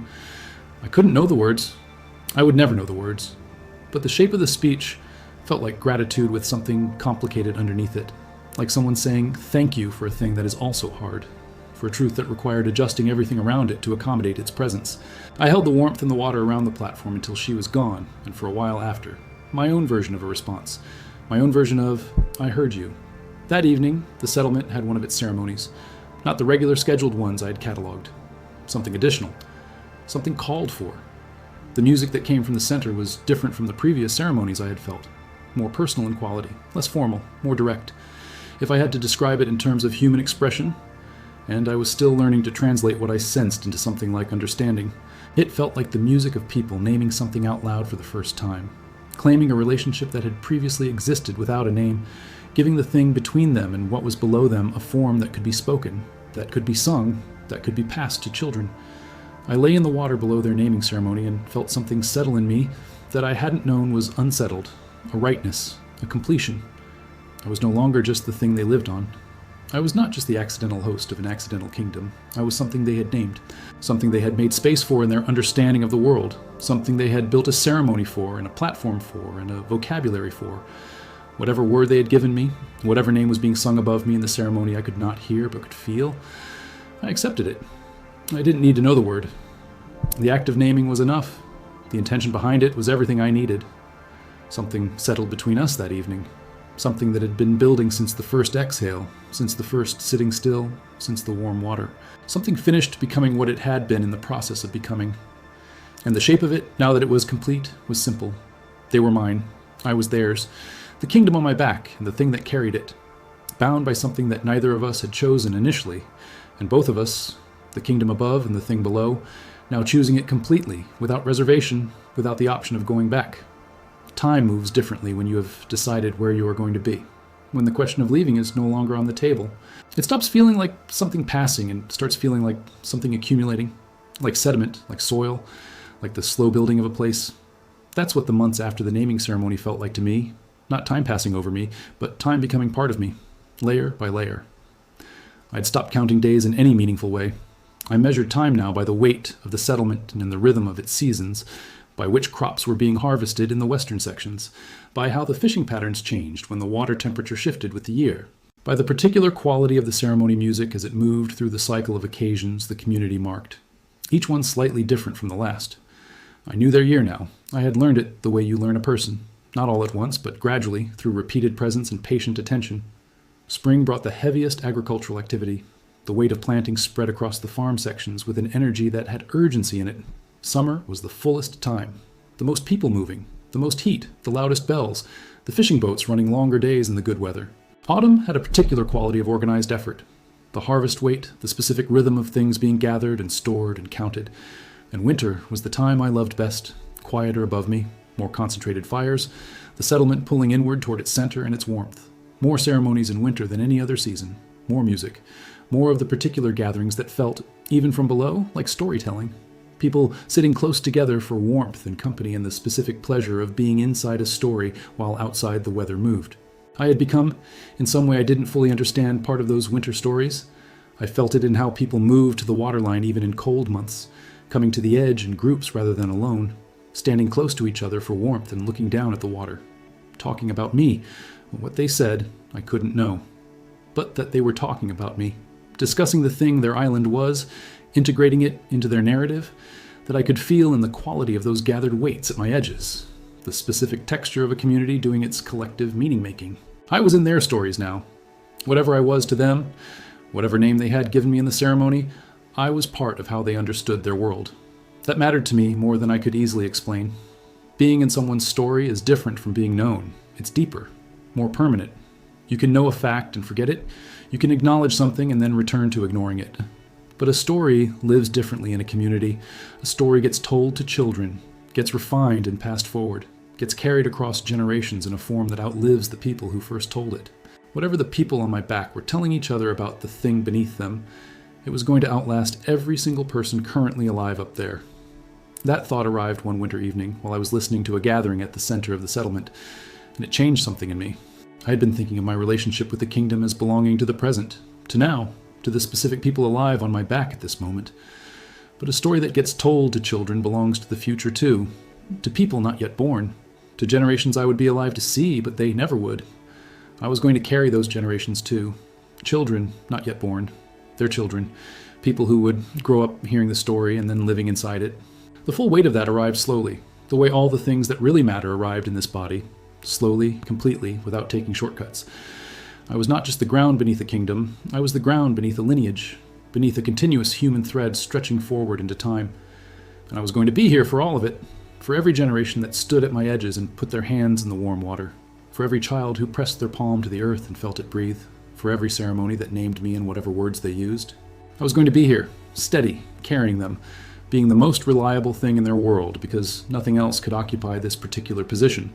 The ground doesn't get a day off. The foundation doesn't decide it needs a change of scenery.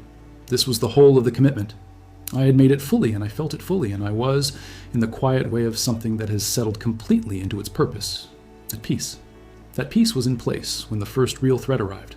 And it arrived without warning, the way real threats always do. I felt it before I understood it, a change in the water pressure from a direction I had been monitoring passively. The open ocean to the north, something large moving through the water at significant speed. Not a storm system. The pressure signature was wrong for weather. Something organized, something directed, something that knew where it was going and was going there with purpose. Ships, not one or two. Many, moving in a formation that spoke of military organization rather than trade or exploration.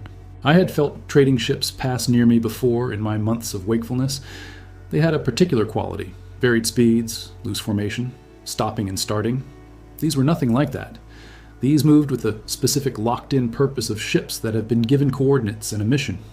They were coming toward my location, toward the island, toward the kingdom on my back, and they were not coming to trade. I felt the settlement above me notice them before they arrived. The quality of the lookout activity at the edges shifting, alert, directed, fast. Whatever system they had for watching the horizon, it was working. The alarm spread from the waterline inward with the specific urgency of military threat. The bells rang a pattern I hadn't heard before. New, urgent, the kind of pattern that means everyone needs to know this right now. The settlement reorganized itself rapidly.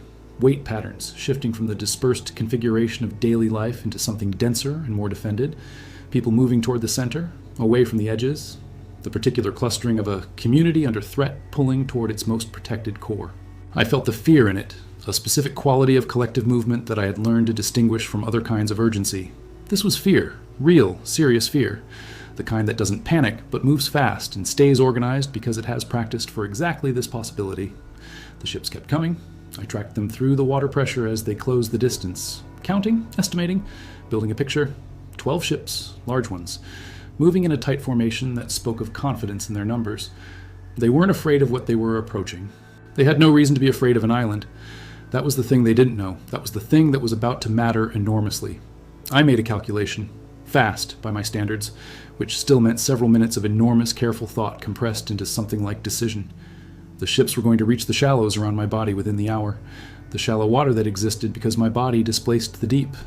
When they reached those shallows, they would slow. Their formation would break slightly as they navigated what they thought was natural reef geography. That moment, that slowing, that spreading, was the moment where I could do something. If I was going to do something, if I decided to. And I had already decided. I realized it before the calculation finished. Some decisions don't need to complete before you know the answer. The kingdom on my back was mine to protect. I had decided that weeks ago in the deep water below their first ceremony. That decision was still in place. Whatever was on those ships, whatever they intended for the people living on what they thought was an ordinary island. They were going to encounter something they had not planned for, something their mission briefing had not included, something I was. I started moving, the most deliberate, controlled, large movement I had attempted since the tail lift after the naming ceremony. I began adjusting the water around my body, specifically the water in the path those ships were taking toward me, the currents near my edges, not a wave. I wasn't trying to destroy anyone. I was not in the business of sinking ships if I could accomplish my goal without sinking ships. What I created instead was a current, a strong, persistent lateral current running across the path of approach from the north. strong enough to push ships sideways from their heading, strong enough to require active correction to maintain course, strong enough to be noticed, not strong enough to capsize, not strong enough to damage anything that wasn't already fragile. Just inconvenient, just a problem to solve. I felt the formation shift as the current hit the leading ships, the organized spacing breaking as each ship reacted differently to the unexpected push. The approach slowed. The confident, locked-in quality of their movement broke into something more cautious, something that was reassessing. They could fight through the current if they committed to it. I knew that. I wasn't trying to stop them with water pressure alone. I was trying to buy time for the settlement to finish its defensive preparations, time for me to think of something better. And in the time the current bought, something else happened, something I hadn't planned for and couldn't have predicted. The watchers came to the waterline.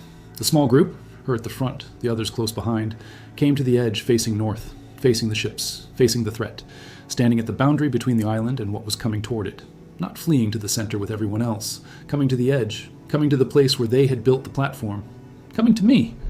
I felt her step onto the platform, felt her walk to its end, felt both her hands go into the water above me, not gently this time, pressed hard, with the full weight of urgency and intention behind them, pressing into the water as far as she could reach, saying something, speaking downward into the water, her voice vibrating through the surface and into the water below and reaching me. I couldn't hear the words. I will never hear the words. But the shape of what she was saying had a quality I recognized from my human life. It was the shape of asking for something important, of asking with everything behind it, of asking with the full knowledge that you might not receive it. She was asking me to do something, or telling me something, or both, standing at the platform's edge with her hands in the water, speaking into the deep, and I, lying in the deep water below her, understood that this was the moment I had been waiting for without knowing I was waiting for it. The moment where the thing between us was tested by something real, where the relationship we had been building in warmth and ceremony and patience, where that relationship was asked to be more than warmth and ceremony and patience, asked to be the actual thing it had always been potentially.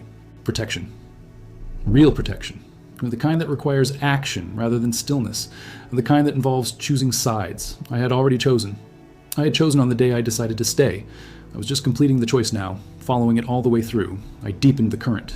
More force. More persistence. Enough now that the ships would need to make a real decision about whether to press through. And then I did something I had never done before. Something that used a capacity I hadn't fully understood I possessed until I needed it. I surfaced. Not gradually, not carefully, not with the controlled minimum visibility I had been practicing. I surfaced with intention. The front of my body, my head, if you could call it that, at the scale it existed at, rising from the water north of the island, north of the kingdom, between the settlement on my back and the fleet coming toward it, rising into full visibility. The scale of it must have been incomprehensible from the deck of a ship. I had no way to see it from their perspective, but I could feel the ships. I could feel through the water pressure the way 12 large vessels reacted to something enormous appearing in front of them. They stopped. Every single one of them. The formation froze. The current that had been pushing them sideways became irrelevant because they had stopped moving. I held position. Above the waterline, enormous, present, between the fleet and the island that was my back, the island that was mine. I want to be honest here. I had no idea what I was doing. I had no plan beyond. Be large and be here and be obviously not a rock. I was improvising at the scale of a geographic feature. This is not something anyone prepares for. There is no manual for the situation.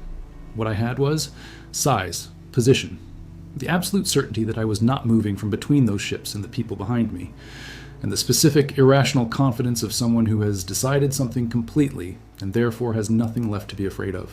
The ship stayed, stopped for what felt like a very long time. I could feel them through the water, the vibration of their engines idling, the specific quality of something built for forward motion holding itself completely still, waiting, assessing, trying to understand what was in front of it. I stayed above the waterline, not aggressive, not threatening, just there, massive and patient and entirely in the way. After a long time, I estimated the better part of an hour, the formation began to move, but not toward me, sideways and then back. The specific movement of ships that have made a decision to be somewhere other than where they currently are. They were leaving, withdrawing from the approach, turning their formation away from the island and back toward open water. I watched them go through the pressure changes in the water, the formation reorganizing itself for retreat, getting smaller in the water sense, getting farther away, getting to a distance where they were no longer a threat to anything I cared about, and then continuing past that distance, until I could no longer feel them at all, until they were beyond my range, and the ocean around me was just ocean again, just water, just clean. I sank back below the surface, slowly, controlled, the way I had done everything since I learned that my scale required control above all else. I settled back into my usual position, my back at the waterline, my body in the deep, the kingdom on my back above me, unaware of what had just happened. Or, not unaware. The settlement had seen something. I realized that as soon as I paid attention to the weight patterns above me, people at the northern waterline, dense, still, the particular quality of a community that has witnessed something and is processing it, they had seen me. They had seen whatever they had seen from their vantage point. An island-sized shape rising from the water to the north, rising between them and the fleet, blocking the approach, and then the fleet leaving, and then the shape descending back into the water. They had watched their island protect them. They had seen, with their own eyes, the thing beneath them choose to be between them and harm, not abstract, not inferred from warm water or breathing patterns, actually visible, actually witnessed, actually real in the most undeniable possible way. And I felt, in the quality of the settlement's silence after that witnessing, something I had no single word for, but that felt like the completion of something, like the last piece of a thing settling into place, like the final note of a long piece of music finally arriving and being exactly right. On the platform, I felt her before she reached it, that particular weight and movement I would recognize in any crowd, in any configuration. She walked to the end of the platform and put her hands in the water, and I warmed it around her hands until I imagined it felt like holding something.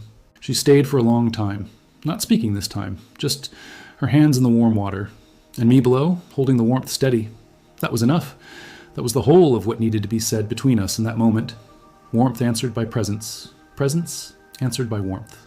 The bells rang above me, the pattern I had learned to love, the evening gathering, day ending, people going home to their families and their fires, life continuing, life insisting on continuing the way it always does, because continuing is what life is built to do, no matter what surrounds it. Above me, a kingdom went about the business of its evening. Fires lit, meals made, children carried to sleep by parents who trusted their ground, parents who now had one more reason to trust it, one more story to tell, one more thing to name and pass forward to the people who would come after. Below me, below all of it, below the city and the farms and the platform and the offerings still sitting at my waterline, I breathed, slow and steady and entirely deliberate, each breath a small renewal of the same decision made over and over without getting tired of it. This is where I am. These are the people I carry. This is the work. This is, in whatever language applies to something my size and my situation, home. Not the home I remembered from before, not the desk and the lights and the ordinary human life I had inhabited without particularly valuing it. Something different, something I had not known I was looking for until I found it in the most impossible form imaginable. A city of people who didn't choose me and learned to love what I was anyway. A kingdom that grew on my back before I knew it was growing. And chose, when they found out what they were standing on, to stay, to plant deeper roots, to build a platform to be closer, to name me in song. That is the story of how a whale became an island, and an island became a home, and a home became, in the end, everything worth being. I'm still here. I will be here when their grandchildren's grandchildren stand at my edges and press their palms to the earth. I will warm the water around their hands, and they will feel it and know, the way all of them have known, generation after generation, that whatever they are standing on, it is not indifferent to them. It has never been indifferent. It chose this, the same as they did, every single day, without exception, without the option of going back, and without a single moment of wanting to. That is the whole truth of it.